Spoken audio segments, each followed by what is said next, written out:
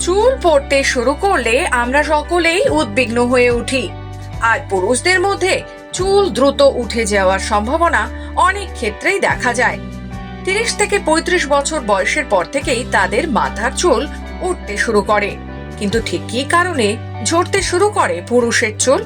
পুরুষদের মধ্যে ডিএইচটি বা ডাইহাইড্রোটেস্টোস্টেরনের মাত্রা বেড়ে গেলে তাদের চুল পড়া শুরু হয়। ডিএইচটি একটি পুরুষ হরমোন যা অ্যান্ড্রোজেন নামেও পরিচিত। অ্যান্ড্রোজেনের অনেকগুলো কাজ রয়েছে। পুরুষদের মধ্যে চুলের বৃদ্ধি নিয়ন্ত্রণ করে। ডিএইচটি নিম্ন মাত্রাও ভালো নয়। এই হরমোন নিয়ন্ত্রণ করার জন্য চিকিৎসকেরা অ্যান্টি ডিএইচটি সংক্রান্ত ওষুধ প্রেসক্রাইব করে থাকেন। এতে চুল ঝরা বা টাক পড়ার গতি কমে যায় বটে, তবে টাক পড়া সম্পূর্ণরূপে আটকানো যায় না। এছাড়া ভিটামিন বি, কুমড়োর বীজ, গ্রিন টি, ক্যাফাইন সমৃদ্ধ খাবার পুরুষের শরীরে ডিএইচটির মাত্রা নিয়ন্ত্রণে সাহায্য করে। ডায়েটে এই খাবারগুলো রাখলেও টাক পড়ার গতি হ্রাস করা সম্ভব।